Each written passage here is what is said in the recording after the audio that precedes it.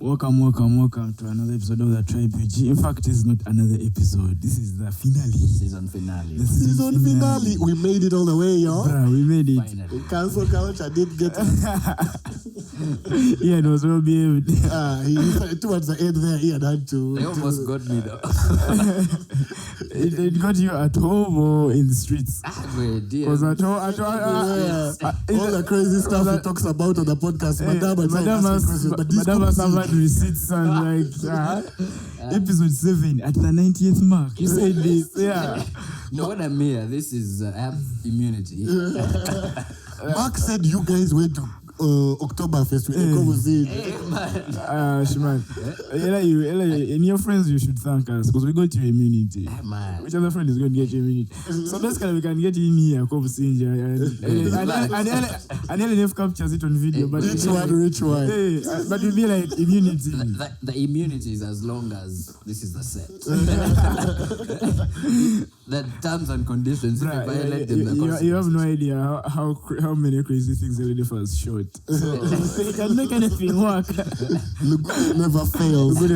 Yeah. LNF is our camera guy, the photography, videography, animation that you see on YouTube, the visualizer. So basically, all I'm saying is give him the money. Give him all your money. Grad, OnlyFans, everything. Even my profile picture, my Twitter, Instagram, that's LNF. Logo they shoots anything and everything. He shoots his shot also. Anything that's for shooting. I don't know photographers can have chiles, you guys. No, but guys, would like to thank everyone that's been riding with us from the beginning. In the beginning. Right from the start. Episode 1, we came through with that then and now vibe. Look at artists that had been active in 2014 and we thought were, had the potential to carry the flag on in the hip hop perspective. And we, as you know, we looked at, what guys had done, who had done what since.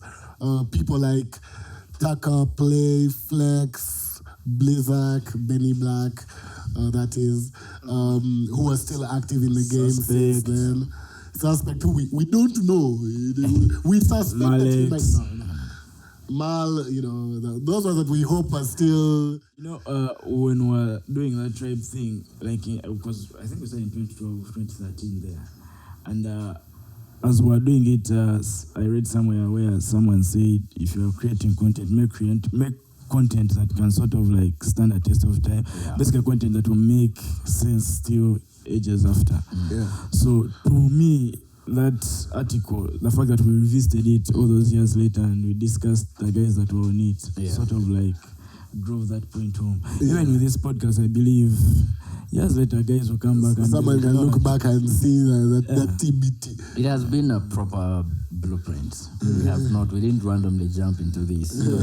I have people that hit me up and tell me that from listening, friends, especially those that tried this whole rap thing, they wish they had this before they jumped into it because it has sort of laid down some of the things you need to do to get your thing off the ground.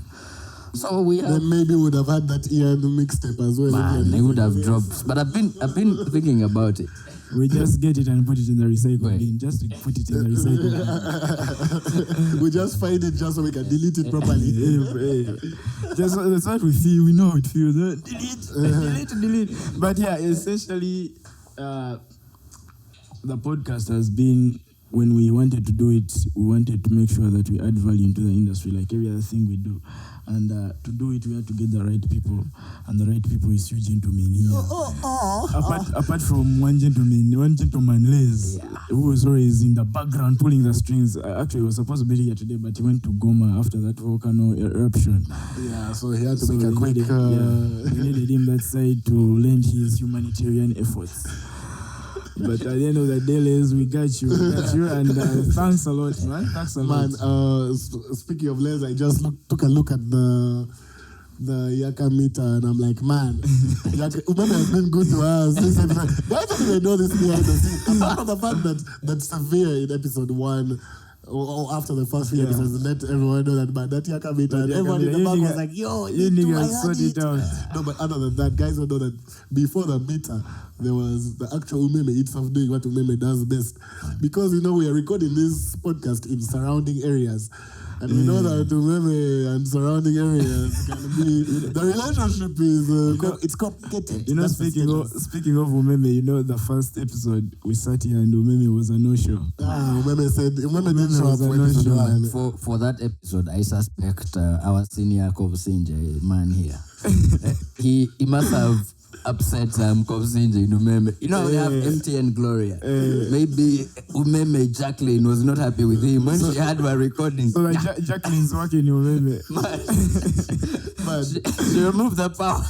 people don't know what we went through to get that episode out because we're here early in the morning. Ready. LNF on board, Great Point Media on the sound, microphones are on and not on, a setup and everything. And then we looked at ourselves because maybe was like, nah, bruh.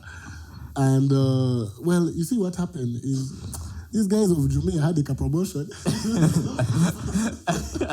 That was a terrible idea, by the way. We were like, how about this one beverage?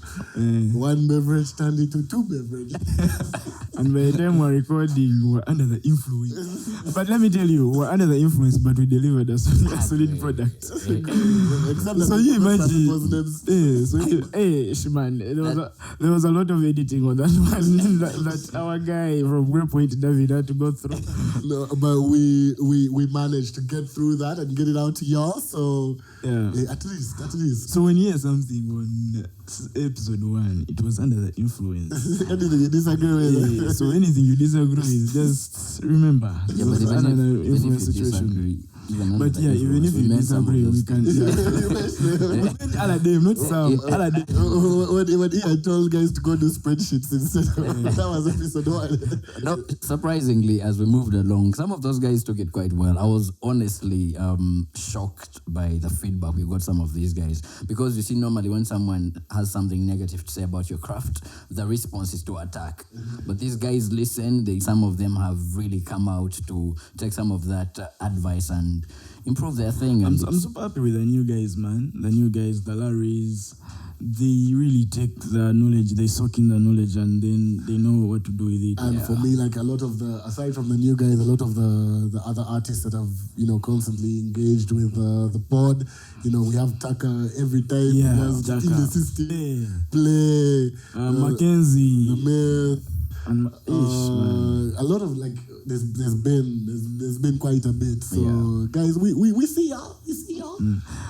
Echodo also, we have to throw the man a shout out.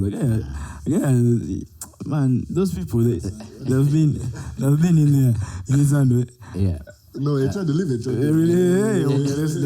It's a free plug for Echodo. He's just going to cut this bit out and keep sharing it. And also, on that note, let me also send a shout out to Doreen, who sent us a voice note and let us know that I don't follow music, but I listen to the podcast. Yeah. I don't follow any music It's lit. podcast. So we are super, super humbled that every week you guys are really willing to burn 1 hour and some minutes. First of all, I told you guys before episode 1, you guys went and made a mistake of giving me a platform to talk because talking. And Billy said they got you on for your fashion sense. Rocking my master's hat right now. Aux Smack League winners, champions. But hold up. On the tee. We need to charge Mark for all these plugs. No, he you has know turned what? the platform You know what? into For season 1, we wanted to show him and his people that the platform works. So season 2, we are coming with invoices. He has really plugged this much. I mean, that you think it's because I don't want a hat with a label on it. Wearing my House of Panda shades today. Speaking of House of Panda, this is just me. Panda. Sorry. Just thinking out loud, the things that we vibe with, all the products that we vibe with, the people we know, those are the people I would want to be sponsors on this pod. Sure. Because I believe in their product, not some random catch up out there. So we get Sunday Market guys to come through. Which guys? Those are my people. Which guys? Sunday Market.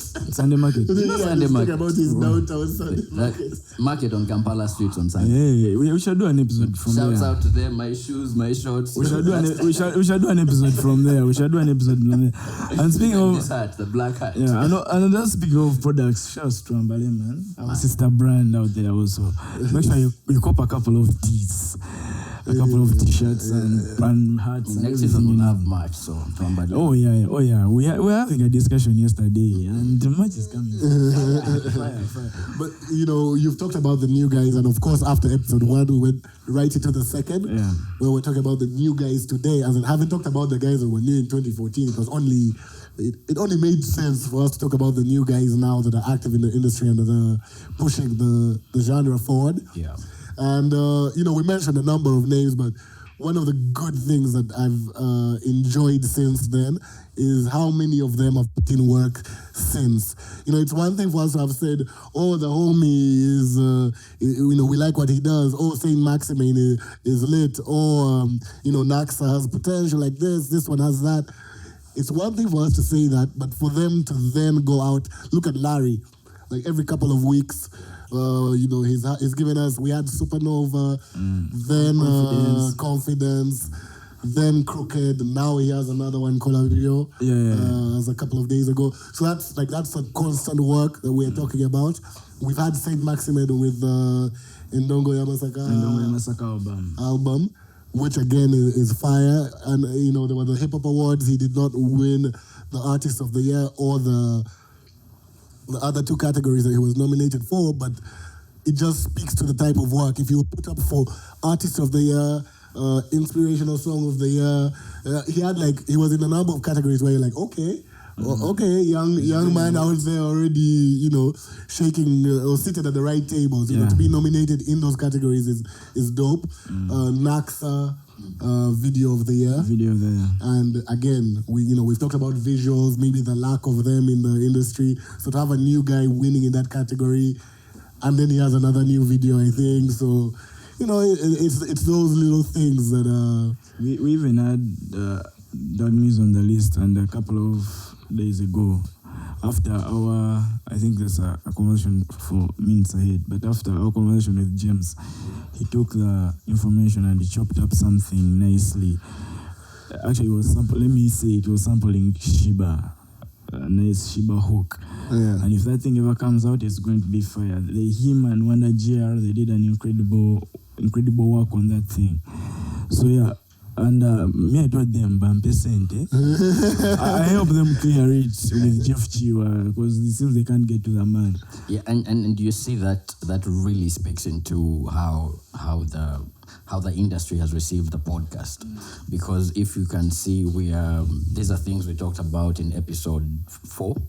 Episode 5 with James? 6. Episode 6 with James. And you can see already this is maybe 2-3 weeks ago. And someone has already picked that up and tried to run with it and make the concept work for him.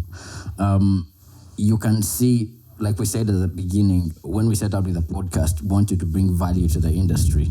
And of course, it gives us some kind of satisfaction. You're doing something right when the feedback is already being applied. The information you're giving is already being it's applied. One thing for someone to say, yes, I listened. Yeah. That kind I always call that like of solidarity. You post your whatever, the guy comes, but the fact that they've listened. Or even to listen objectively. Yeah. That's the other thing. Hey man, it's tough. To listen objectively and to actually hear what, you cut through the noise and you hear what we are saying. Yeah. That's super dope. You guys, this is the episode where they hit us with a statement. Good man. Is it? The new kids Because we episode? talked about the whole. Oh yes, the homie. It was that moment, man. And they hit us with a statement. Yeah, the guys, the ups and downs of this thing. Yeah, we had we got a statement we from got one a official statement. from a rapper saying, no, you don't know where he come from. Where I'm going. Our paths will cross one day. You're like, hey, what's going on? But the challenge with that is at some point you have to be accountable. I don't know if any of you has watched Zack Snyder's Army of the Dead.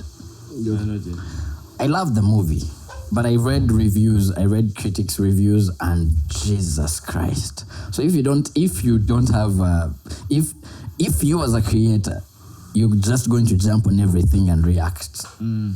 I mean, your career is going to be about reacting. Art is emotional. So I know art is emotional. Even me, I have moments where you do your thing and you put it out there and someone is like, I read the article, but you should have done this. Sometimes it's a bitter pill to take, but I try to see it from your point. Of course, if I see it's nonsense, I ignore it because I have people I know if they share feedback with me, it's coming from a good place and it's coming from an informed place. It's coming from an honest place of I want you to improve. But you don't always have to react to every kind of feedback. Like I remember Ian, speaking of feedback, I remember Ian when he was doing that international, the one on his CV, the one that got Trey Songz to follow him. When he was doing those reviews, I remember there was a Lil Wayne, I don't know if it was a project or a song, but there was something Lil Wayne had released. It was a mixtape. And Ian was, I think because it was Lil Wayne and he had gotten this international thing, I think it was the first one after he had gotten the job. And he was saying a lot of good things because he didn't want to say something negative about Lil Wayne, you of Uganda, saying some negative stuff about Lil Wayne at that time. But I was like, no, Ian, on this project, he's talking about skateboards and genitals. I remember, I'm like this cannot be it. This cannot be the standard. Like, it doesn't matter. Like, I do understand the fun side of his music and all that. But I was like, you can't tell me there's nothing negative in this whole review. And then he rewrote it, and then he got Gustas and Boflowers and those things, but man. And he never invited guys. And then he brings my name, full. The command is coming. And now we talking about other people's music. So speaking of other people's music, we then went into episode 3, where we were on with the albums and the projects that had been released during the lockdown, let me say, and the early COVID days. I mean, we started from, there were 6 of them, I think. Yeah. Because we had Navio's Strength and Numbers, GNL Spear, Chaka and Blazer, Open Time, The Myth. You had Ego, Crackbone, Iso, Lagoon, ISO. and then also The Myth, the Ugandan. But Lagoon needs to give us like a voice note of that. The real pronunciation. I'm tired of fearing. ISO. Oh, we just treat him. Like, I don't know if he listens in, because by now he should have corrected us. We can't keep mispronouncing his name. His album, man. Good Vibes album. It's a good vibe album, man. That on that there's the Tucker and Benny. They won mixtape of the year. Yeah. At the awards as well. So, which was dope because, I mean, we all knew it wasn't an album when we put it in the album conversation. But it was that type of project. Like, you can't ignore a project like that. He also won Sweet 16. But then... But you know... Sweet 16? No, it's because, you see, I feel like Taka has the bragging rights. You see, we didn't quite understand what he was trying to do, but everybody else did. Maybe it wasn't for me. But and I told you guys, that guy is going to win that verse. Yeah. With that, he's going to win that category with that verse, and maybe even sample our part on the podcast where we are laughing. I don't know if he will, but if it happens, I just want to say, yeah, we saw it coming. So we're going to be the first to push that song. Yeah, we're going to be the first to push it. We have to be out there, man. But also, when you listen to it again, besides not understanding it, I mean, Taka is always onto something. Yeah. Like, you may not catch on it now, but he's always onto something. It's not, he's one of those artists that make music and you can always go back to it and it's still as fresh as... Like, even before when we didn't have, like, too much Taka music, but we still had those songs we'd click onto, like a Burn, and people always, like, would always go, like, you can go back to Burn today and enjoy Burn.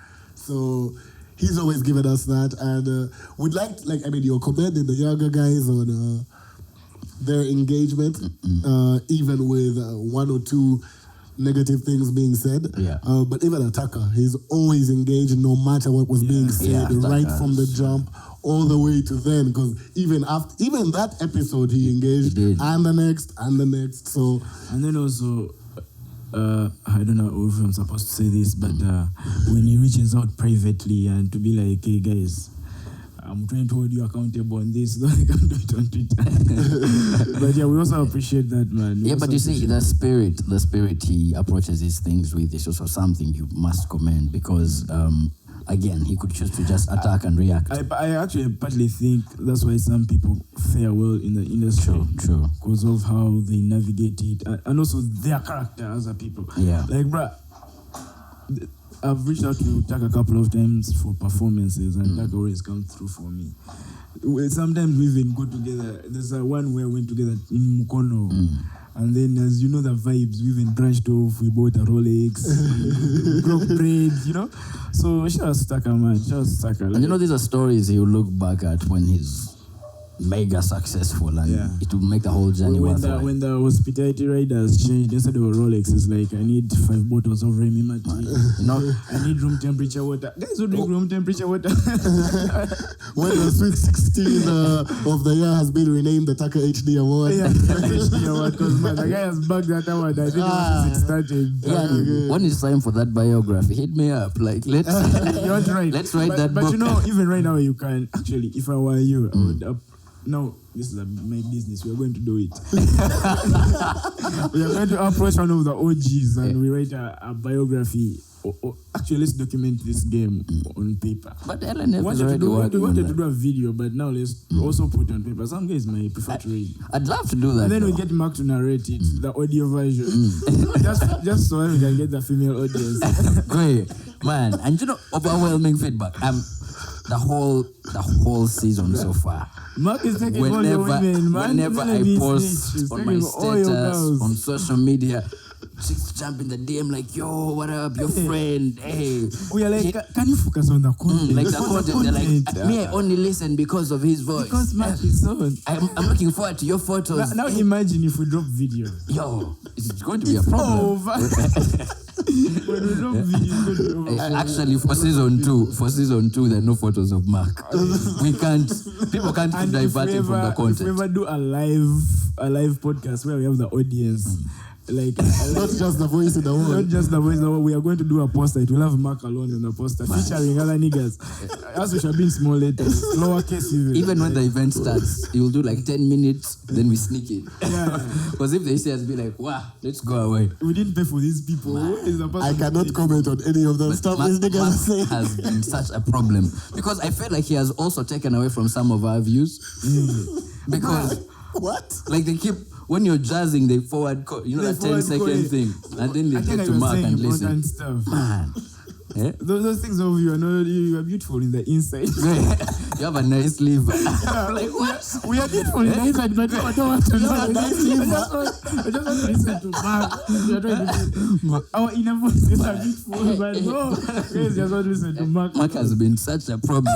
But for me at least, my situation is sorted. Will you ever sort your situation, man? At this rate? You know, yesterday, one of my homies told me, Felix, if you're getting married this year, the food and drinks of the wedding are on me. Another one said, me, I'm pledging 10 million. Bruh, there's a Kobusingyes who just graduated. I almost sit up and be like, there's 10 million to make here. And food and drinks. Just in case you're unemployed, you don't be secure that there's I can lose 10 million to make. And then again, one of my guys was like, no, let's wait like December 31st.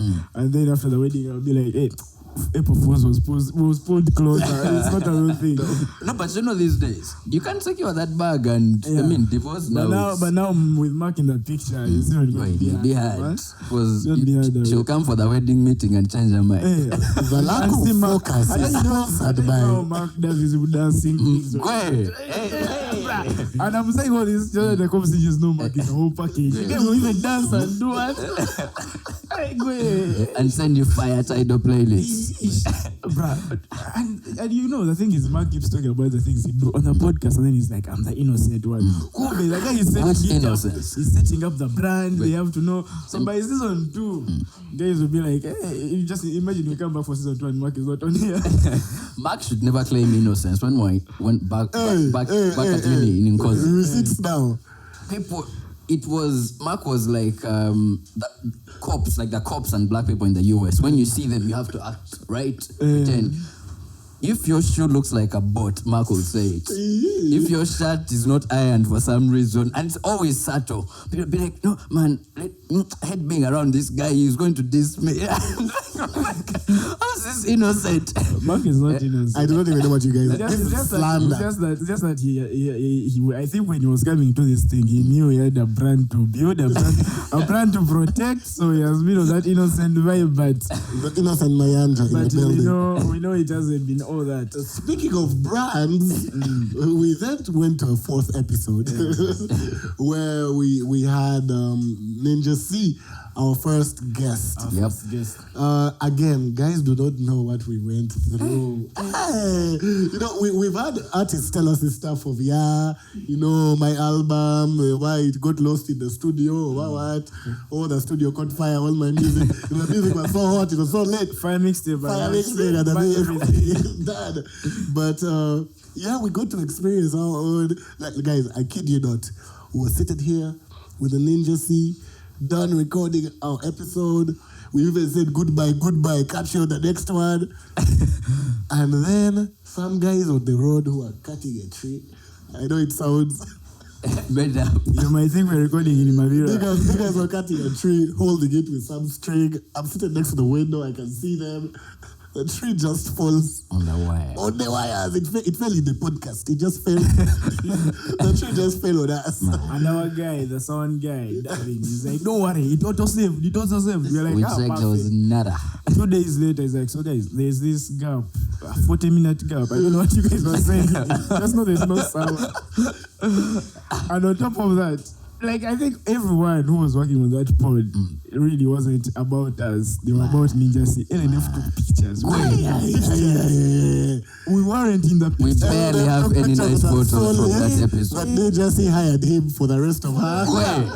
That guy is now on a team of Ninja C. He's now on Ninja C's team because we didn't have photos for that episode. This man foxed us. The guy we had been with since episode 1. Man.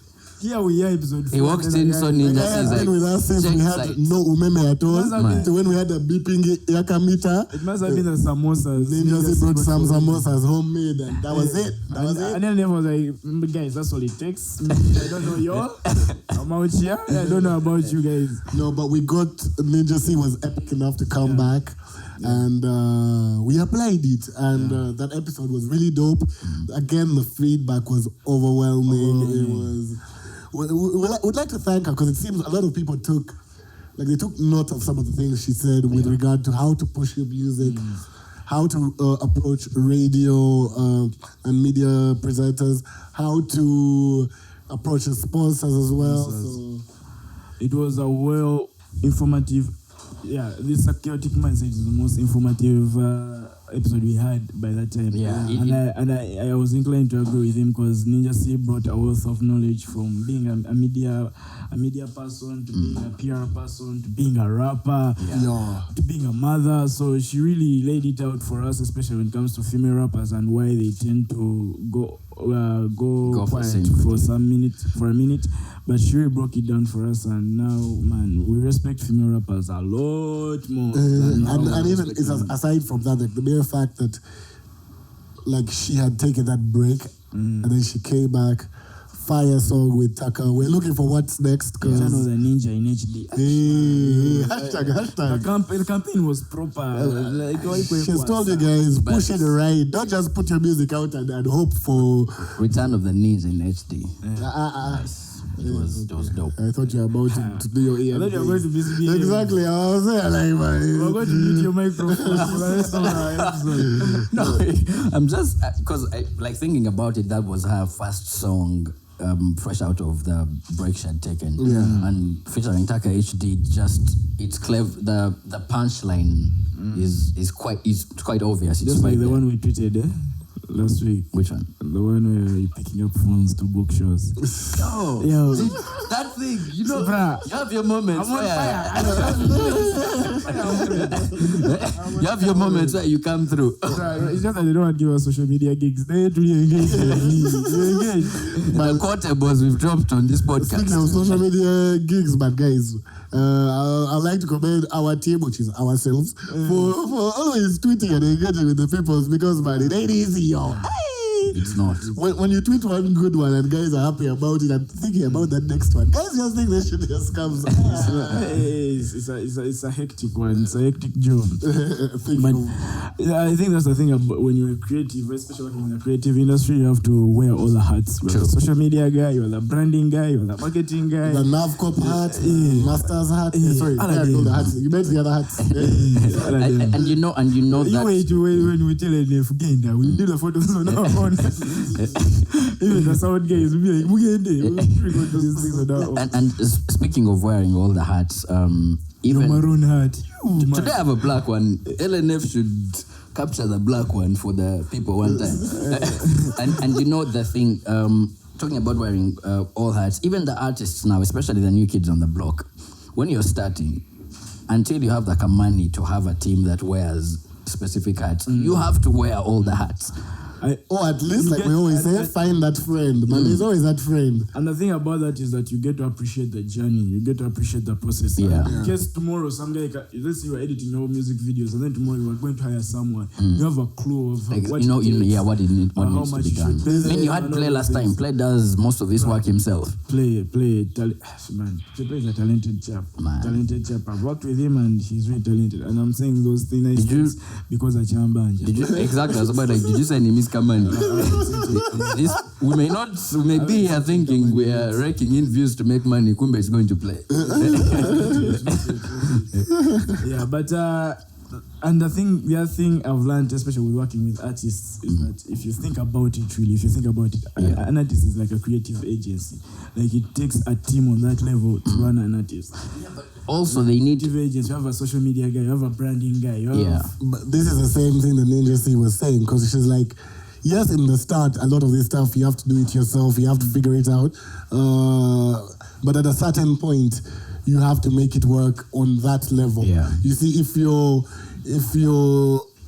on a radio, whatever, and you're holding your phone the whole time for the Instagram live, it's a bit complicated. Have that one friend who, this guy got me. He's going to get that right angle. What?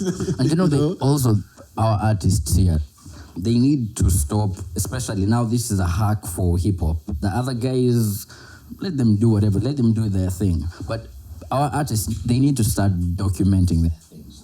Because it's, you cannot only engage us when you have a new song. Yes. Like that, you have smartphones. Everyone's smartphone has some level of 1080. You can do 1080 if you have 4K, good for you. Even if it's not 1080, bro, how many documentaries have you watched and the guy has a mobile video in the middle of the documentary? Yeah. They can raise a point to him that this guy was performing for 5 people. And you see, by documenting, it gives your fans some appreciation for your journey. Yeah. Because I'll support you if the music is good.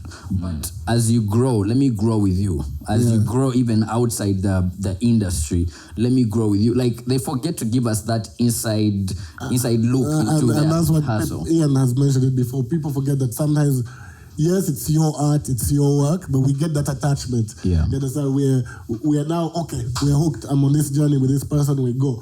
When you drop off, we're like, hey, how you just leave me like that? Like, our relationship has just started. Or something like that. And like, even on the positive side, something he said about like the Ninja C, when she was, like, she's always posted her dance workout videos with Michael. So she's always posted those. So you know that guy? Yeah. We people who dance in balas doing shuffles. We have a WhatsApp group. But like, she's always posted those. So in the build-up to her song, to the release of her song, she posted they're dancing to it, to snippets of it. So you're like, oh, okay, what's this? And then by the time she's releasing the full song, like you've been part of it. You've seen that, it's not a surprise. You're ready for it. You're eager to hear the full song that they keep giving you small doses of. It's even like what Drake did last week with that teaser for that song from his Certified Lover Boy. I mean, you're like, oh yes, it's there, it's coming. The hype, it builds up to the anticipation. But our artists here, but your Drake fans have a different kind of vibe. Of course, it's for us. It's man sneezes, you're like, oh my god, fire tune, 1 million views. No, but even J. Cole's situation right now. But J. Cole now it's closer to home because he's playing basketball for our neighbors, so we feel like you're in the hood. And guys don't know it yet, but Mark consulted on that project. Man, I thought it was Leslie. Leslie's our international. They reached out to Les, and then Les was like, I have a basketball guy, got you, and he speaks French too. He speaks French, so Mark was there. So was offense a ball.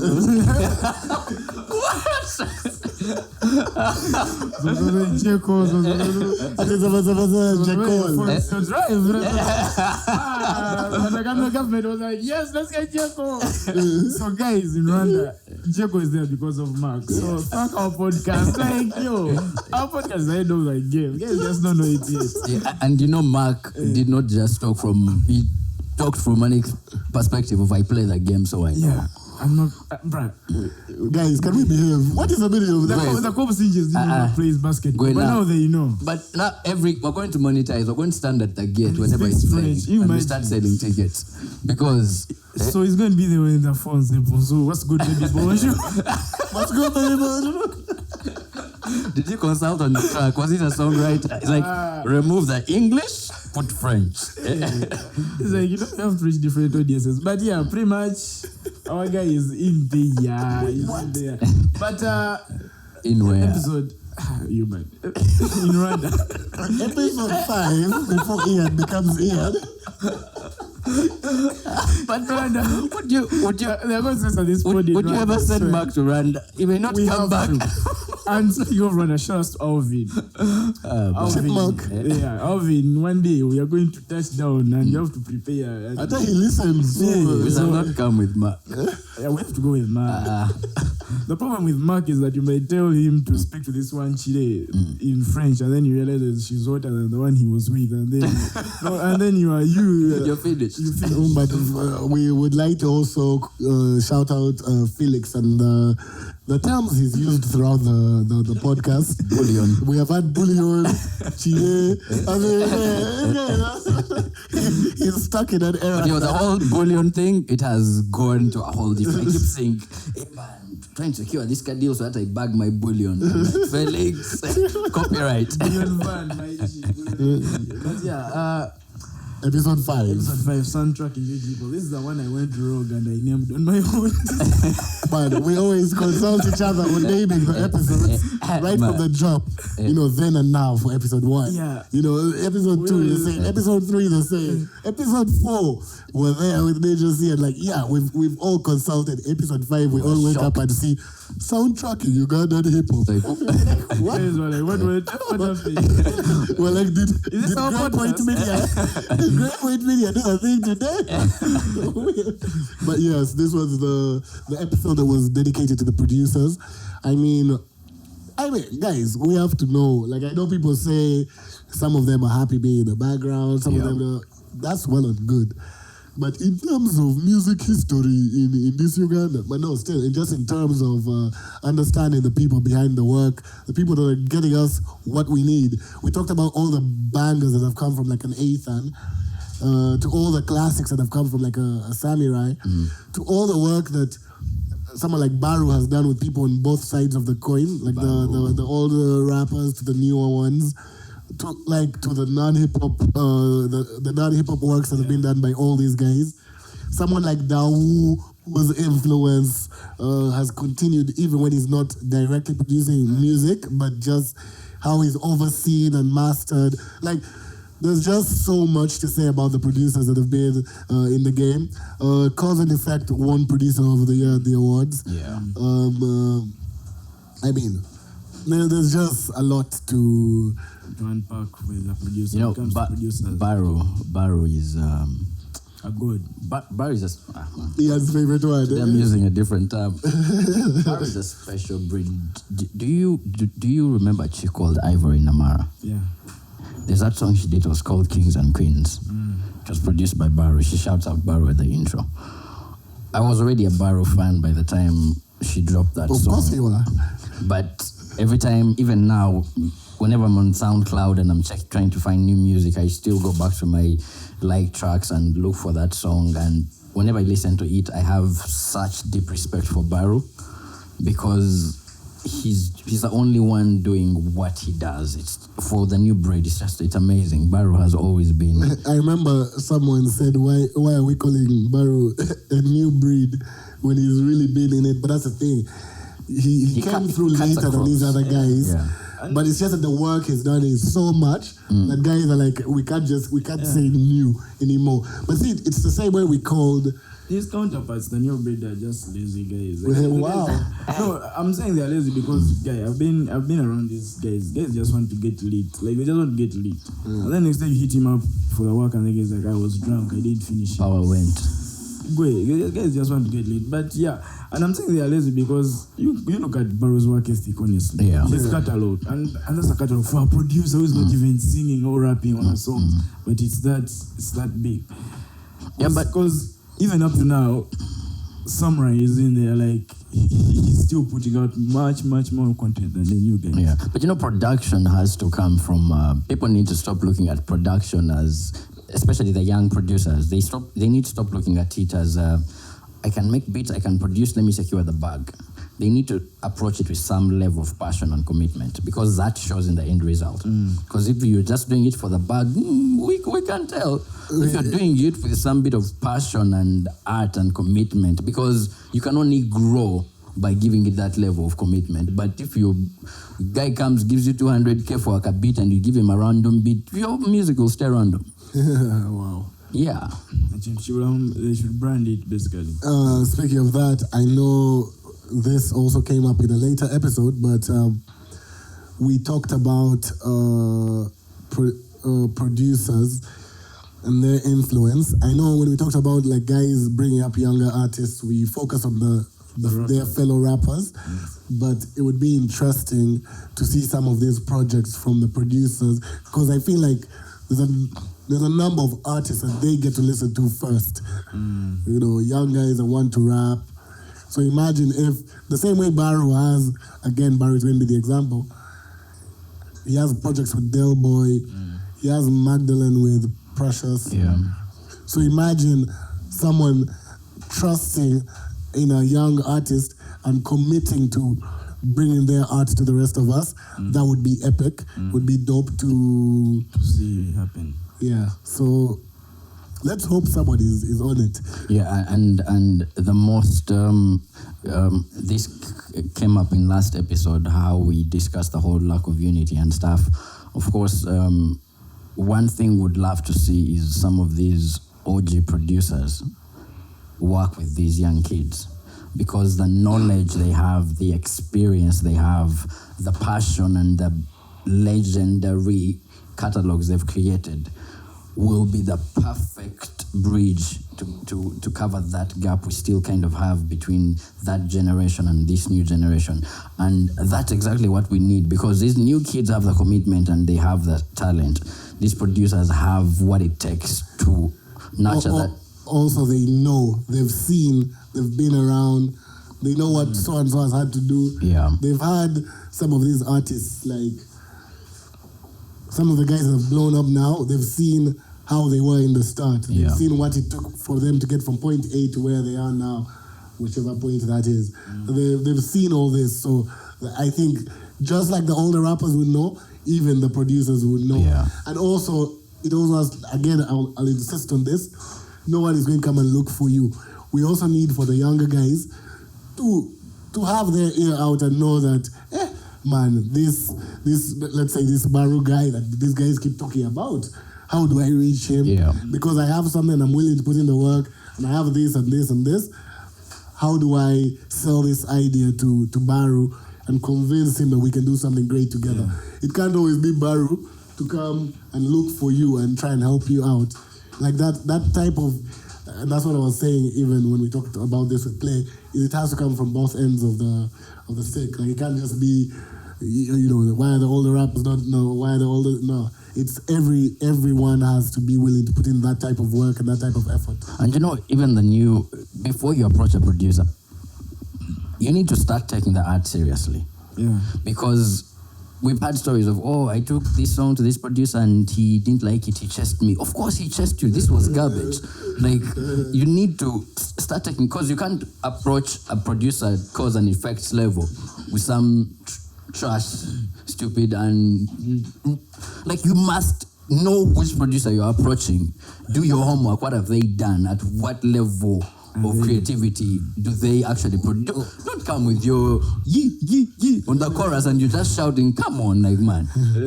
Free advice, you guys, if you're a young guy and you want to work with the old guys, do it like how the Italian mafia do.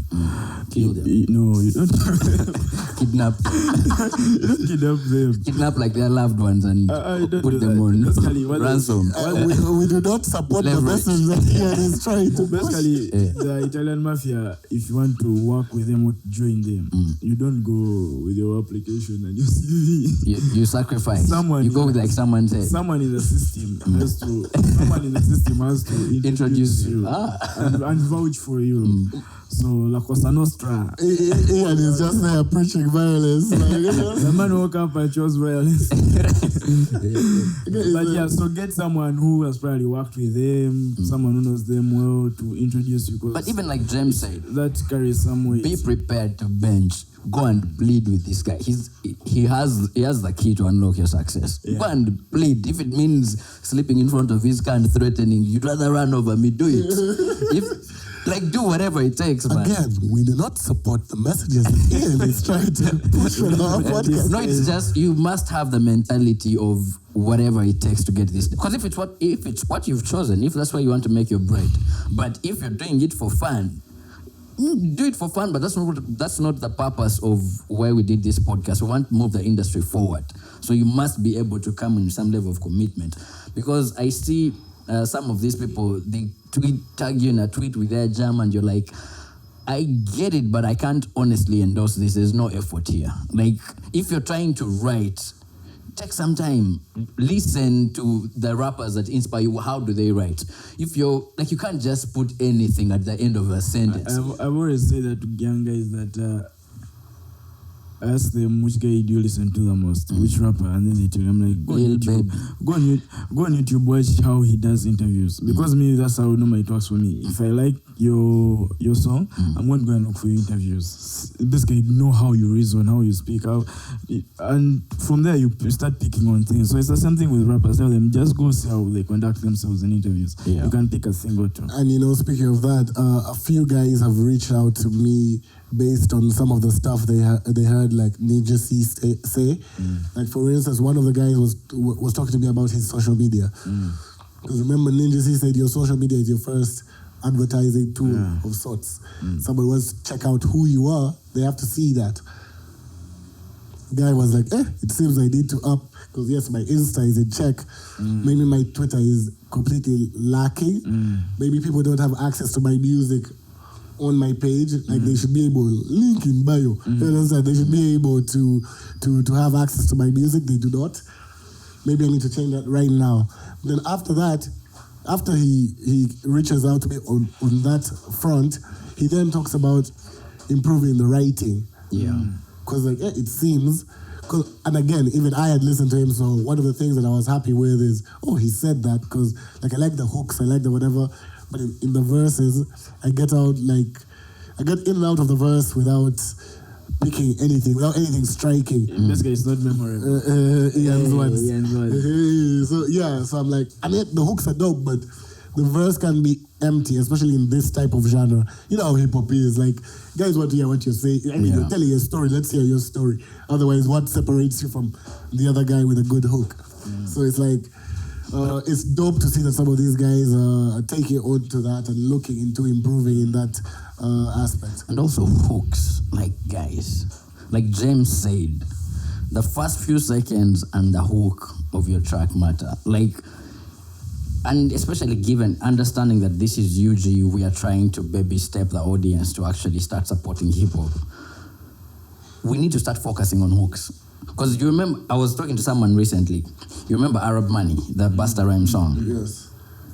Many of us honestly didn't care about who was rapping, but waited for the chorus to do the Arab Money dance.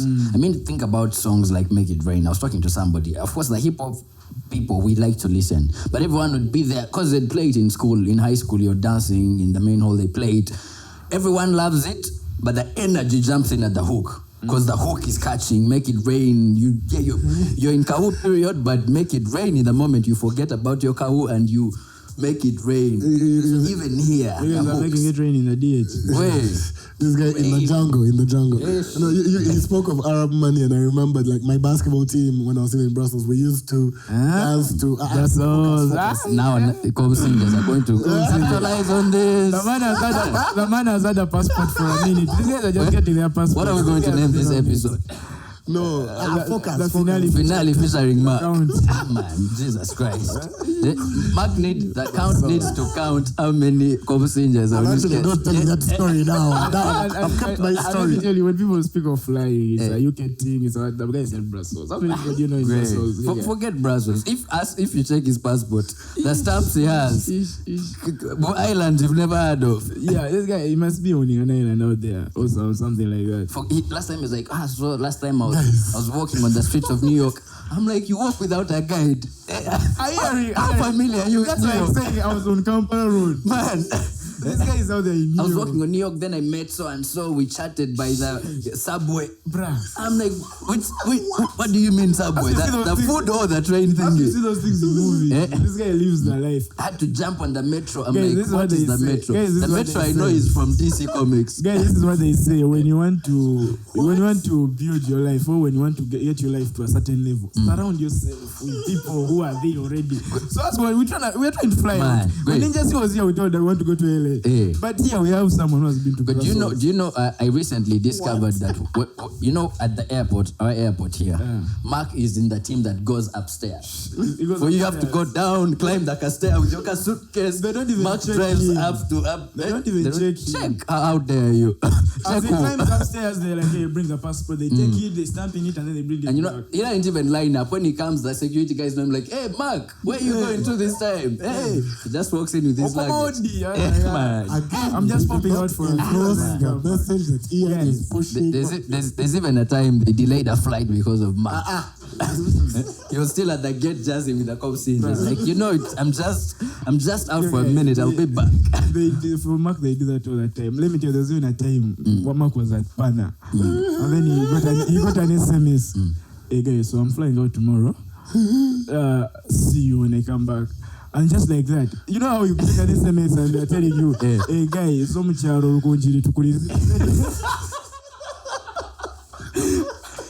and then you have to tell your niggas, guys, I'm going to the village, expect me. No, Mark was in Pana. Hey guys, I'm afraid to stay tomorrow. Let me go back. This is a clear case. Whatever you say will be used against you. There's a time we're chilling. Still again, I don't know what's with Mark and Pana. We're at Pana, we are in the vibe. A guy walks up in a suit, taps him on the shoulder, whispers, jazzes him. Mark lives in a French embassy car. I'm like, yo, that guy paying our bill. What up? Like, we're stranded now. I'm sure he pointed like this. I'm sure he pointed like pointed at the waiter. And just, a visa. He signed on a blank receipt. Yeah. So they just add our bill on the car. Mark has become anyway, when you're in Belgium. For you, he signed a blank thing. For me, they pulled out a Visa card. And that Visa card was a bank. And the bank is not even in UG. And the money still went through.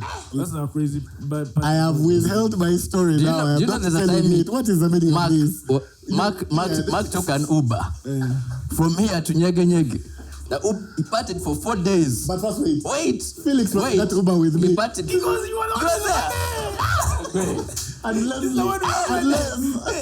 you see, I was only people with money. After that Uber ride, I was inspired. I was like, let's do a podcast. And guess what? They're on the podcast.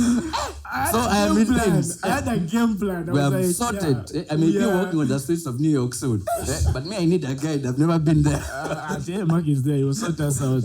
Mark will sort us out. So anyway, guys, I apologize for the time this has taken. So after episode 5,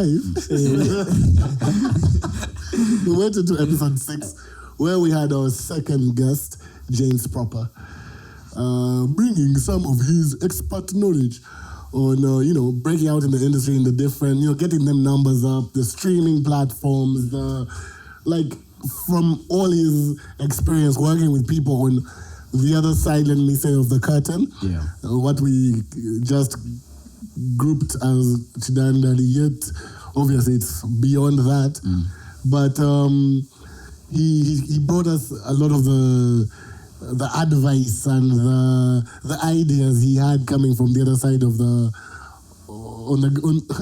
because the guy said the grass is green on the other side. Yeah. So he was telling us about the other green grass from the other side, and I know some people were asking about why we let him express himself uninterrupted, like without, there are those moments where maybe you might not agree with something, but we still let him finish those thoughts. Yeah. But you see, people have to understand that we're here every day telling you some of these things, right? So when we get someone to give us not just our opinion as we've shaped it and how we want it to be heard, this is him giving us something from the other side. Yeah. So it was interesting even for us to listen to the perspective that is on the other side of the thing. I mean, even when we, so many times throughout the episode, there's moments I interrupted him to say, oh my God, that's really dope, because we've been saying that. So it was interesting for me to hear the parts where our thoughts aligned, but also those where he brought up something that was... And also the other thing is that we honestly brought him to speak on the Chidandali side of things. Yes. And honestly, for me is one guy who has managed to sort of crisscross. Like sometimes he's talking to the urban people, but at the end of the day, he's a Chidandali person. Yeah. And on that episode, we got great feedback. Again, thanks and I want to the people out there. One of them that stood out for me is Sauce Vias, who said this episode should be the starting point of every artist and audio talent management plan and strategy for the rest of the year and the next. This episode felt like standing on the shoulders of the giants that are behind the machines. Broader point of view, great work. Like, Svia is a rapper, Svia has worked on radio, so that coming from him, I believe he got the picture that we're trying to put across. Yeah. And it really meant a lot for us anyway. Though he said this is our best episode yet that we have to beat. I don't think we've beat. and the James episode, from a strategy point of view, it made a lot of sense when we for the listeners when we were planning when we're planning the season, because it's if your neighbor is doing something right, it's only strategic of you to invite him for tea, sit down with him and understand how come it's working on the other side. What can I borrow to make it work on my side too?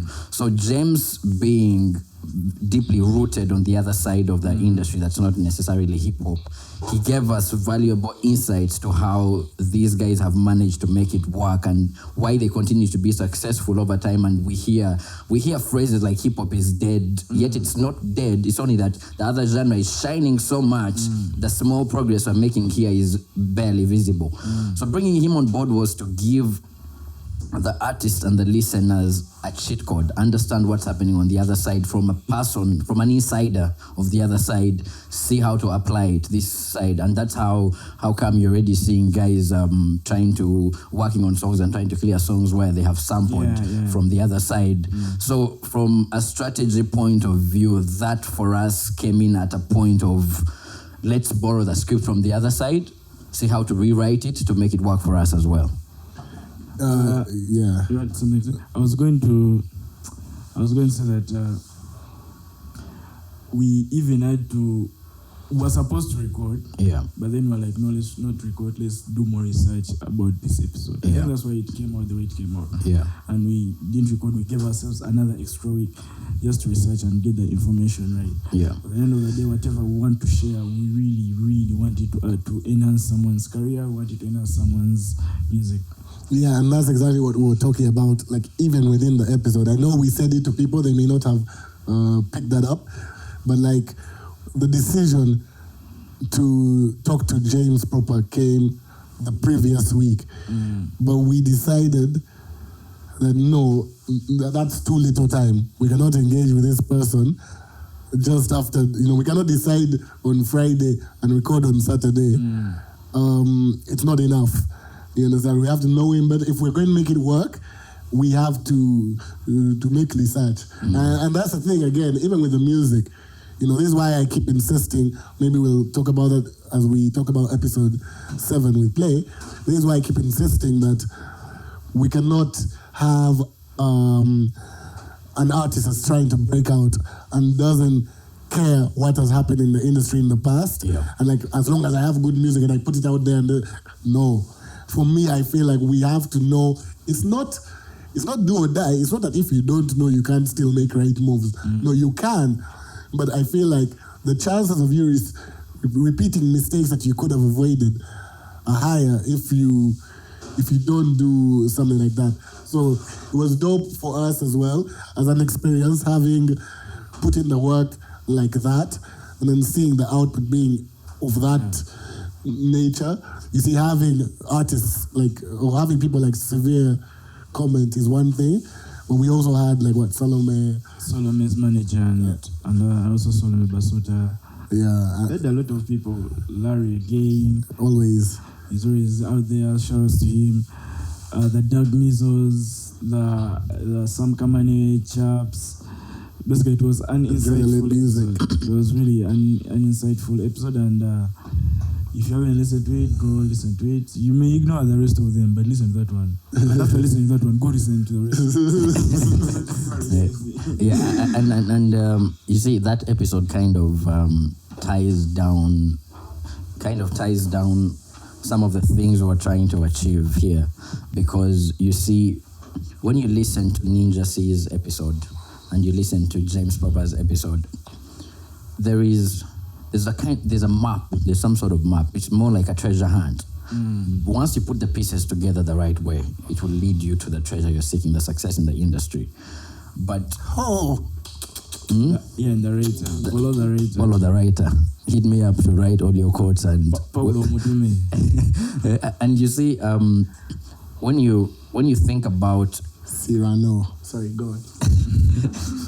When you think about I've lost my fucking point, man. I guess what I was trying to say was, when you think about the 2 episodes and the information that's in those 2 episodes, you realize that kind of making it, you need to surround yourself with the right people. May not be necessarily in terms of who's a producer, who's a radio person, but even who's actually advising you, who's on your team. Something like what the tribe has been doing behind the scenes for some of these artists. Because listening to the whole episode, whole podcast up to where we are so far, anybody that's trying to find the right places to seek some kind of guidance can already tell the tribe is a place you could approach and see how far it can, how they can bring value to your career. Because we've had over time, we've had this tendency of you just jump in the water. No research, no mentor, no advisors, but the podcast has kind of given you some of the tools you need. And as the tribe, I need you to sort of kind of expound for these people. Oh yeah,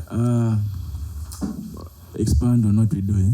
On what you do and exactly how, with the podcast and what the information we've shared so far, how does the tribe? What's the goal for the tribe for these people? So I remember sometime back when Larry, I've been talking to Larry I think for a minute. Larry and manager, when Larry was going to do those rap episodes where he raps, they hit me up and they're like, "Hey, we need to sit down with you, basically to fill you in on what we're trying to do." So we sat with them, and then, as usual, me when I sit down with an artist or someone, I tend to overshare. Like, they come to me, we want the tribe to whenever we release an episode, we want the tribe to be a part of it. We want you guys to share, to post, what. But I didn't overshare, and I'm like, okay, what else are you guys working on? Do this, yeah, talk to the other person. Yeah. And in the process of doing that, it hit me that sometimes we have, should I say, some information we are seated on, some knowledge we are seated on. Yeah. But the people who would value that knowledge and information probably can't afford to pay you consultancy. True. But at the end of the day, what good does it do for you to die without The info. with the information? Yeah. So we're like, you know what? On top of us writing the articles on the website, putting out people's music, let's also have a podcast that we can share this. Because I can't meet every rapper at the end of the day. So let's have a platform where we can spread this information. And that's how also we're like, okay, we have always wanted to have a podcast, so the podcast will be that platform for us to share. Because also the podcast, the other thing is what it has done for us is that we know certain industry players who know stuff like James, who know stuff that can come and speak on this platform, and then also expand people's thinking and approach. So that's what the podcast is for us. Majorly, let's share the little information we've gathered, the little knowledge that we've gathered over the years. And then also, because our thinking also at the end of the day is whatever we do, we question ourselves, how well does it translate on the African continent? Yeah. Because we sort of like have to be the guys to speak for. I don't want to give myself that so much authority, but it is what it is. We've been in rooms and in chats where it's us they are looking at for Ugandan hip hop when you're on the African table. They're asking us, so what's this, what's that? How can someone? This episode is coming out on Wednesday, so let me say this. When you are there on your Jumia Mall, you will see a Shazam ad. That's our work. So, conversations like that, working with someone from Shazam, and they are trying to understand the industry, how it's working. So, at the end of the day, we are the guys. So if we're going to be the guys, we have to make sure also the product that is coming out from this side is good. So the only way it can become good, the only way it can become better is by us sharing all this information so that we are getting for free on top of that. So now once that happens, we have to sort of like create a spin-off of all that information, because once the industry is taken care of, the industry is also going to take care of you. So we have to create a spin-off, and the spin-off we've managed to do is an agency that caters for creatives. So that's the Skyline Media and Management. When you listen to the artwork, you see Skyline Media Presents. Those are the guys. Listen to the artwork. When you listen to the podcast and the artwork on your phone. So under there we do content acquisition and licensing. Basically, you do your songs and you want your songs to move forward. You want to make money off your songs. You want your song in the next Lukman Ali movie. The Lukman Ali movie. You want your song on caller tunes. When people call you, they hear your song. We are trying to talk to see if we can get to Netflix levels where they will use the songs. So we acquire that music. So in a way, we are like publishers. We take your music and then we look for opportunities where you can make music, where you can make money through your music. So that's the content acquisition and licensing. We also do PR. PR, this is for artists, but also for corporate companies, that because at the end of the day, one has to support the other. So the corporate guys have to support the podcast. The PR, the marketing. Hiring agency. The marketing and communications. I can do an example of Tessa Advisory. We did some PR for her when she was launching. Kobusingyes. When she was launching her project under the Tessa Advisory firm. We also do content creation. Basically that's content you see on TV, on content you hear on radio. Even this podcast is content. And sometimes we partner with the right people like Grey Point Media to bring a picture to life. This guy is smiling. I got you by need. So from the content, and the thing is, at the end of the day, whatever we do in the corporate side of things, it's sort of like inspired by the music. What that means is that if I come to do a corporate gig, I'm somehow going to find where can I use the music. Where can you plug if I can't use the music, can we get a performer who is a rapper to come and like shut it down? Like at the end of the day, You want a radio ad? Let's get a rapper to voice it. To write it, or something like that. So at the end of the day, it's from that direction. Yeah. And then maybe the other thing we do that I haven't spoken on is, let's say you are a rapper, right? And then you feel like this brand will be perfect for me. Yeah. It fits well. So you call us in and we sit down with you. We design like a campaign around it. Because most of the guys we've worked with, it's more of like, I feel like this brand, I can mess with it. Yeah. So we sit down with you and then like, okay, why do you think you can mess with it? And also, why do you think they can mess with you? So we design something around it and then we package it nicely and then we go there and we pitch it. So chances are, if we get it, well and good. If we don't, we go back to the drawing board. Yeah. For every no you get, you step closer to a yes. That's how it works. Felix the writer. No, motivational speaker. If you start with... if you're not like the Count and you're hitting on chicks and they're saying, no. You just have to keep it. You just have to keep inspiring yourself. Back to me again. Mark does not know what a no sounds like. You have to keep inspiring yourself. This is what a no sounds like. No. You have to keep inspiring yourself. You know what? There's hope there. She will say yes. Maybe the next one will say yes. And I'm sharing this to let you gentlemen know consent is important.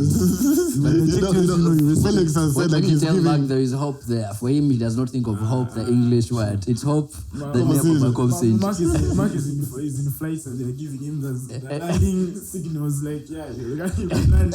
Anyway, so basically, Felix has said like the podcast is basically the free trial. Then you hit them up for the premium subscription. So right now this is that free premium. We bring out the guns, man. We bring out the guns. And then also the other thing, at the end of the day, what we do, we are still looking for that perfect project. Because when I was at campus, I used to do, I don't want to call it humanitarian work, but I used to do work with NGOs. I had an NGO when I was at campus. It was can I say what it was doing? Anyway. I'm contradicting myself now in the future. But yeah, so we are still looking for that perfect project that will merge hip-hop and the NGO world and should I say, a project that, let's say we are addressing a sustainable development goal, but it will leverage the music, and you know what? We are addressing unemployment, but also the music is in there. The music is we are the world. The music is driving the project. Yeah. Bruh, let me tell you, sometimes I just listen to songs. I'll give you an example of Jewels' Hala Hala. I was back then when I was still struggling, I was in a taxi. And I listened to this song and I'm like, you know what? If Jewels can switch up this song to put No Fear and we sell it to MTN, it will be perfect. I call Jewels. Jewels is like, what do you need me to do? I tell him. For one, he does it and he didn't charge me a cent. He didn't say like, I don't have studio money to go record it. He did it. He delivered it. I got a video guy to do visuals and things like that, and we went to pitch it to MTN. And then when we reached there, they're like, what's his name? The dancehall guy, Benny Ganta, already has a No Fear song, and that's what we are going to use. We're like, hey, cool. So by then we were still doing awards. I tell Joyce, I have one card left in my pocket.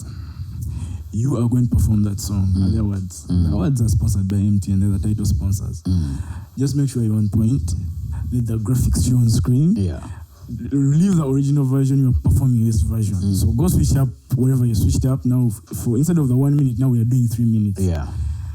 So I don't know why luck wasn't on our side. The man didn't do sound check. So when he went to perform, things didn't coordinate. So the guys are saying, we see the yellow, we see the graphics, we are seeing the font. I paid so much attention to detail, even the fonts of the words that were popping up on screen had to relate to MTN fonts. So he didn't go away. So a week later, we at MTN, we are doing a review of the event, what went wrong, what went well. And at the end of the meeting, I pull out my phone. I had a Bluetooth speaker. I knew what was coming, so I played for them. I'm like, can't we do anything with this? They see it, they love. They love, and they're like, we should have had this instead of what we had. And he's like, in fact, don't tell that other person because maybe I take it the wrong way. So as we are leaving, but now Jay Watts has had. The other artist. So as we are leaving, they're like, in fact, bring Jawas to Mbarara, bring Jawas to Gulu. Whatever bill he wants, they will pay. Bruh, just like that in a meeting. I want to say Jawas didn't even, switching up the song didn't cost him. Yeah. But off that, he was able to book 2 shows that were paying him nicely. True. And bruh, if you're telecom paid, you're telecom paid. Telecom money. And you know our friend here, the Kobusingyes whisperer, has made that telecom money before. Telecom bullion. He has a diplomatic passport. At the end of the day, that went to show that there's really room for hip hop in these places, as long as the people who go in those places speak for hip hop and their heart is in the right position. And then also the other thing we do is we do events, man. So hit us up. Apart from baby showers, I can do baby showers. So did you do any grad events last week? I haven't done grad events. I also don't do grad. You see events that have an emotional attachment. They are tricky.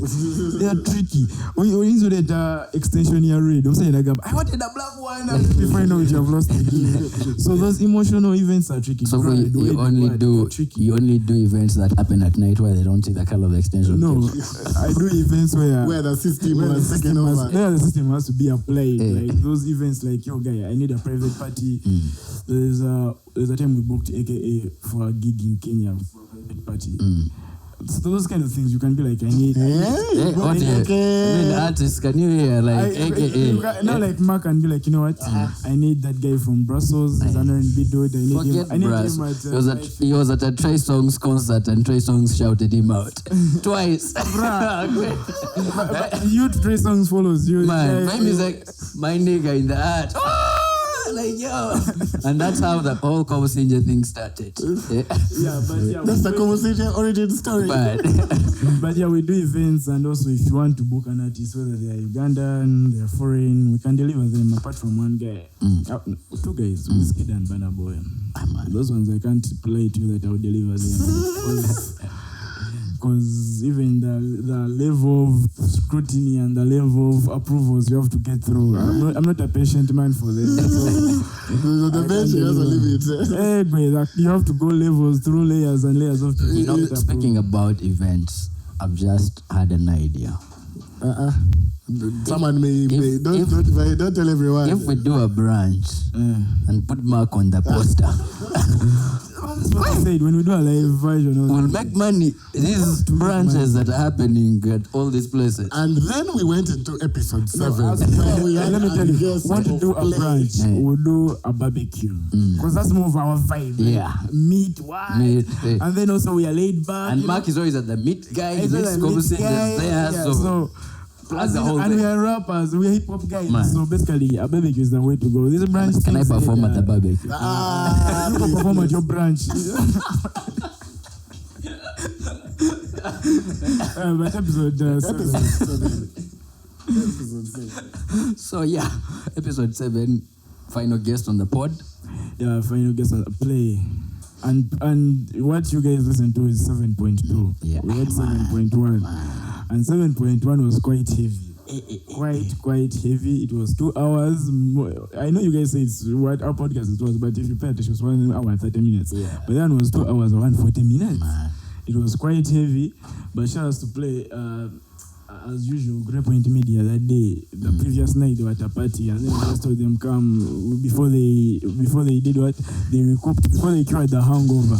So they came through again, and then also Play came through again, and they recorded a solid episode, and Play shared from his experience, and one thing I want to believe is that most of those experiences, a lot of rappers relate to those experiences. Yeah.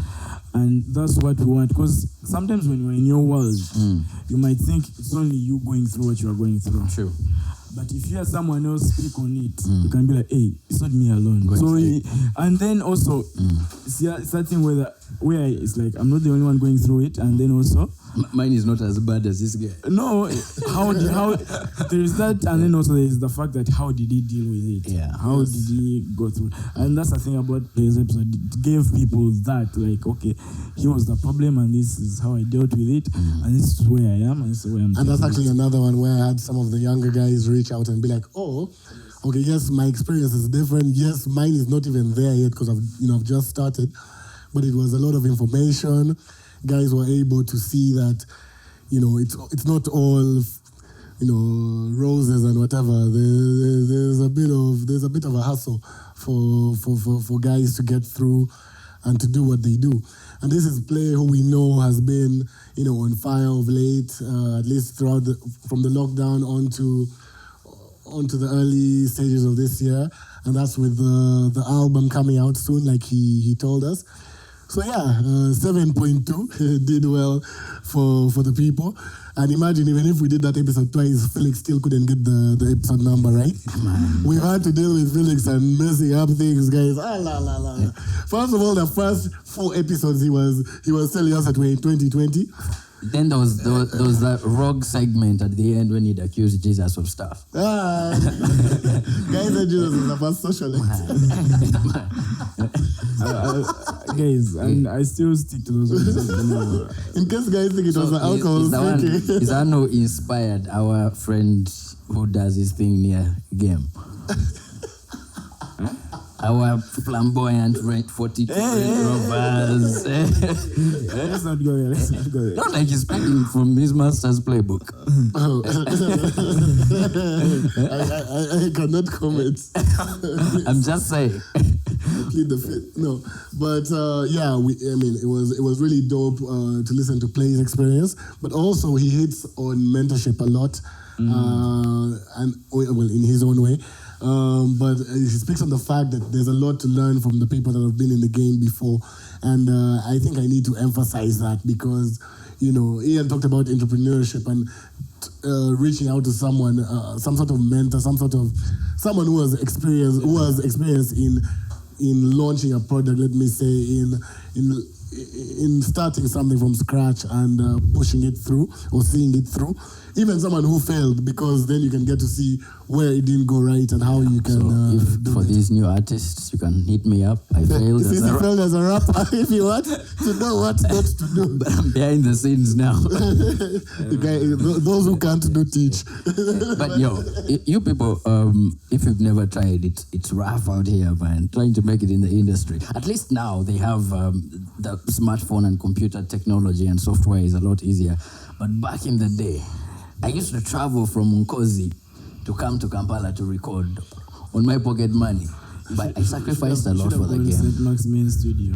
Where is this? In Masaka. Masaka would have been near. Masaka was like 30 minutes away. But St. Maximin has just started doing the thing on that level. Your Nkozi days or wow. So when you see these guys who are also making you'll be giving us and don't wear Masaka. A little bit of Mbarara in it. Masaka bra. Anyway, that has been the rundown of season 1. Yes. Guys, thanks for rocking with us. Today, what you're listening to is the finale, 8 episodes. You can check them out on YouTube. Basically, you can check them out on any platform on YouTube. By the way, you gentlemen, we are getting video, isn't it? People have to see Mark. Guys, I promise, guys, I am not involved in the notes, and these guys are spilling. These thing visuals dropping soon. These Mark visuals should be clickbait. We put him on the thumbnail. Guys, not in the clip at all. Because James speaking, but Mark is there, just there chilling in his heart, just chilling, waiting. Is this why you guys always put me next to the guest? That's especially when it's a mob scene. We have to plant you. And I got feedback from a friend who said they need to see some more like female industry people on the podcast. Yeah, we are going to work on that. But by the way, that's the other thing. I think we should put out like they're called questionnaires. Just for you listeners to tell us what you'd want to see change. A suggestion box vibe. It will be like a small Google form, 5 questions. You tell us what we can improve, what new things we can give you. Should we put Ian off the podcast? Anything. Because you are the farm and we're the farm. Ian, bring back our trash lyric. Yeah. Your season 2 was deaf because I've been the break we are taking between now and season 2, I am going to listen to your stuff. I'm going to listen to a lot I look of for this the trash in music. your stuff. I mean, we've given you the blueprint. And I'm going to start after this episode. Let's tell you this. If season 3 come back and you don't have a trash lyric, we are going to look for your songs. Every episode, you're going to be picking one line. But there won't be enough for the whole season. What do you mean? Every song has at least 7 trash lyrics. I have only 6 songs. Yeah, and we have what? 8 episodes every season. Remember, it's trash lyric, not trash song over there. There's enough lyrics to pick from. There's enough to pick from. Yeah, but season 2, what I'm going to do after this episode airs, I'm going to give it a week. Then I'll start listening to the new songs after that. So when you come for season 2, I mean, we've given you the blueprint, we've given you the hacks, you have no excuse. So if it's a trash lyric, I'm not going to say take the good out of it. This time I'm going to be full on offensive because you have what it takes. Isn't that your default setting? But anyway, you have spoken of lyrics and of new songs, and I remember that during the course of the week we got access to, or we listened to the release by Jim Nola. Oh yeah, with the GNL situation. Hey, Jesus! Called deforestation. Deforestation. I was not ready. I thought I was going for science class. Kumbe. 13 minutes. 14. I think General's song was 12, so the guy decided to do +2 bonus. Bro, the guy really came for that guy. I don't know what happened, but not kawa. Can you come for someone like that? Okay, 14 minutes of me. In case you don't know what you're talking about, Goal of Deforestation by Jim Nola. He's taking shots at GNL. Full condition. When you think about some of these things, I'm going to be the one doing your random stuff now. Our teachers in high school, I won't say what school it was, but our teachers in high school had a way of making regular terms a bit PG-13. Yeah, we were old kids, but when a teacher would be like, some of you're growing now, you need to do some deforestation. I went to the swimming pool yesterday. Some of you are not doing deforestation. Your school had a swimming pool. Yeah. Man. 2 basketball courts also. Yeah. It seems I'm the only one who is struggling on this podcast. I might be. But how are you struggling when you're booking AKA? Guys, broker ideas for AKA in Kenya, not even in AG. You want to be paid in UJX. I might be here and I'm the one struggling. This guy flies out like it's a Bajaj ride. You even to schools where there's swimming pools, there is even a helipad. You guys. Swimming pool full of liquor. Les is Zuri's. Now he's in Congo. Anyway, because I have your NF. We shall be in our WhatsApp group in there. LNF is now getting that ninja team, man. Yeah, he's not on your level. I was going to say some type of money, but let me I might offend my political connections. But yeah, that joint. If for me the English part, if only they could remove it. Yes. Whoever was in charge of the air during that project, if they could remove the English part, that it was going to be a solid. I think the English part was necessary to make the 14 minutes, but personally, it was very. It took away. Yeah, but I loved it. It was it was entertaining. It was clever. It was one of. I don't even say one of. I want to say Don MC. He put up a post and he was saying, "Hey, GNL Zamba and Jim what went wrong?"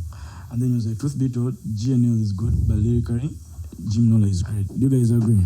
Definitely, 100%. Interesting. Like if you listen to all their catalogs and all their body of work, you guys agree? You see, GNL has evolved. GNL has kind of evolved. I would like to put it from like a comparison with like Drake, from being hardcore and trying to earn respect to being an artist. Now you're creating art. It may not appeal to everybody, but it does not take away from the fact that as a creator, you're still one of the best to ever do it. So, but you find Jim Nola is still straight up shooting. He's putting out bars. For me, as usual, I was out there in the comment sections trying to see how people think. Yeah, same. I was also reading. And like, guys were keeping the same heat that Jim Dollar brought. Here's a GNL comment on that on one of those posts. It's like, what surprises me is that even after biting my bars and recycling my freestyles from 5 years back, they still give him props. In brackets, go back and listen. It isn't that kid has no talent. He is talented at copying, voice, cadence, bars, and themes. I have said all of that before. It is like listening to myself with poor delivery, monotonous flow, and a work beat. Also, what is worthy of note here is that my freestyle wasn't aimed at anyone. It was for fun for me. That's the Zeitgeist freestyle. Yes. It's like the Zeitgeist freestyle in the meaning of the word is describing a spirit of that time in the game. It took a full month to hear an attack and ban a bridge. He lost a real one, in brackets saying him. So now Jimno has banned access to GNL. He continues to say, let's see what happens when the gun is aimed directly back. And all MCs with amnesia behind his back are cheerleaders. I think he's referring now to Don MC. And cheerleaders who have failed to do what we've done. Even when I gave them a break of 5 years, make hits. Even my last hit has more views than their entire career releases combined. 5 years away from UG now, with a bigger diverse fan base that pays. I see no losses here. The only L I have is in my name. The others are when they call me a legend. All these guys ain't genuine. They are scared. I'm back, and I take up lots of space in the game. They don't even want to nominate us. Whoa! They go to lengths to discredit us, but I don't need validation. My fan base is big, and they show up on shows. Just watch the Forest Hip Hop Festival 2022 with my new team. I think he's dropping a hip hop festival in 2022. The Hyenas killed Mufasa. Now they fight Simba as soon as he's back in the kingdom. The fact is, pure hip hop songs, even if any last year were bigger. The fact is, few pure hip hop songs, if any last year, were bigger than Dear Hip Hop. Don't worry about the spear. It slaps in California. Who knows, I might fuck up. It slaps in California. Who knows, I might fuck up and end up at Coachella or Burning Man after COVID. It is an original concept. Something I believe most artists no longer dare to do. It is not switching styles, it is experimenting and creating. Artistry is not mirroring an original rhymes. Still makes money on a wider global market, if not Uganda. That wasn't the target. I wanted to marry Public Enemy, Run DMC, Fela Kuti, GNL with Jimi Hendrix, and never been done before in East Africa, but the Afro-punk crowd knows what's up. This goes back to when we reviewed his album, exactly the same thing we say. A knowledgeable hip-hop listener knows Collision caused by Jay and Linkin Park, and the market for this is huge. The album is great. Soon you'll see imitations of it. It is what we innovators do. They call you crazy, then praise you 5 years later. In brackets, Kanye Jesus with $1 billion in his lap. I was told Soda Gingerle was work and slow for the first 8 months it was out, but we are still here a decade plus later. They hate to see a brother. Right? Yeah, they hate to see a brother succeed. They will look for excuses to discredit greatness. Is that That's the thing. That's the thing. I don't think if you write this much, you are going to respond to a rapper. If you read this much, because he's still going and he says, but my heart is pure, my karma is good for my fellow artists, relationships are better than money, and there is more for all of us. Tizigwayo nebozikola encha bakubendala nga economy bwekula. The shallow mentality shouldn't end of pulling each other down. In brackets, I love a battle, but beef I don't do. It is over when you attack my family. And that's the thing. He attacked the guy's wife. I'm an expert at giving time. As long as my companies still sign invoices with a few continental contracts and I'm working on projects creating impact in my community, I'm good, my family is good. When grass is cut, you can see the fangs. Snake emoji. Let's see what happens next in this space and time. The forest is forever. Great becomes greater. I see no limits for the shape-lifting space I see no limits for the shape-shifting space baboons to grow and evolve. I think he's referring to the baboon forest army. It is a planet of the apes. And see a fair, they watch the space with no telescope, hoping for a star war. Nayenze. naye nze nga musana sivaawo ekibira ky'enkobe kyakubeerawo lubeerera. Tell them to click on see more. Anyway, like I said, I don't think if you write this kind of that's a fucking novel, man. you are going to feel like scrolling and I'm like, wait, what? You can't like you. But can't. I honestly want to trust and believe that he can actually prove most of us wrong, because you see, many of us didn't quite catch on what he was doing with the Spear album, and if him as the creator, because as a market, as a Ugandan market, many of us felt blindsided, like this was not for us. But if as a creator he had a target market and he's up to a game plan, we're here for it. We're here to see it, because he sounds like a man with a plan.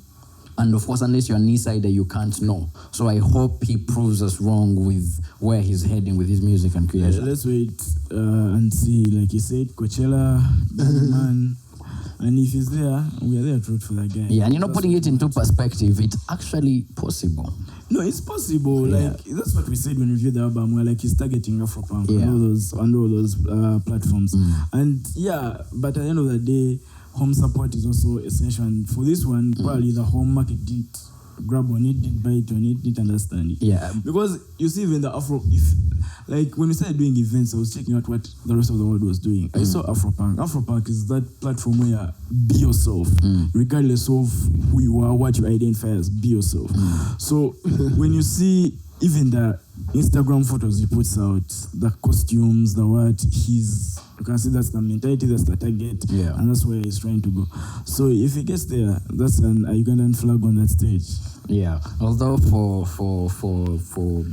Jim Nola, I feel like I don't think he really burnt a bridge. I don't want to say it that way. No, a bridge, I think, in terms of their friendship and their relationship. Okay. Yeah, which I don't think he did. Why? Because if you come at someone like that, you can't attack someone the way he attacked him, and you're not aware of the consequences of that.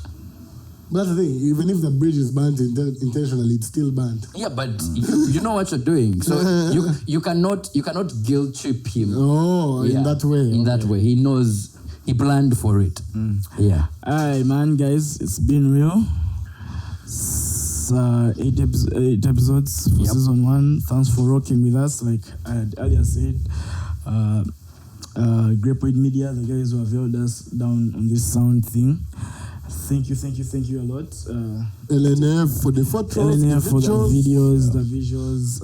My co-hosts for coming through every time I pick up that phone. It's been an honor. You know those production meetings we have over the internet, then the internet network is terrible. We go on voice calls. it hasn't been easy. Liz, as usual, your input is always greatly appreciated. Even when you are not here, your presence is felt. Hagai, my partner, whom I do this tribe thing with. And who also featured, we didn't mention him as one of our guests, because he's part of the team. He's part of the team, yeah. As usual, thank you also. Your, should I say, your support that I don't get to talk about on here is also really, really appreciated. He told me for season 2 he's going to pull a crazy move for us, and when the time is right, I'll share. And at the end of the day, the listeners, man, you guys give us gas to come every week. Trust me, if let's say we had uploaded episode 1 and that only 2 listens, we're not going to come back. we would have gotten like an excuse there, but you've proved us wrong. You guys have carried us through the way. People like Makobi, remember when the week we didn't release after the James Proper, when we had to do 7.2. I remember seeing the tweet from Makobi, man, guys, where's the next one? Like, where is it? Yeah, so you guys have really come through for us, and the people who engage online, please keep engaging, keep telling, keep tweeting, because one thing we've come also to realize is that the more you engage online, the more you tweet online, is the more our podcast reaches people out there, is the more our potential sponsors see it, and then they know the value that we bring to the table. Yeah, and also there's a handle Felix is passing around here because he's trying to pronounce it, but you ban the same way you ban the rest of your English. This is why people want to blame you for making a mistake. He's been an avid listener. He's called Dax on Twitter with a Ugandan flag. On his username, you guys like the success. Dax, he has been rocking with us. Like the people who have been rocking with us, like the Dorins, the ones who will be at the island for the season 2 premiere. Jude Mugabe, when we announced, he was out there rooting for us. Like I can't mention all of you, but every week you guys give us gas. Yeah, shout out Duncan as well. Always engaging on Twitter. Hey, I would put in our voice in the wall. Voice in the wall, the ancestor. The ancestor. We are all shy.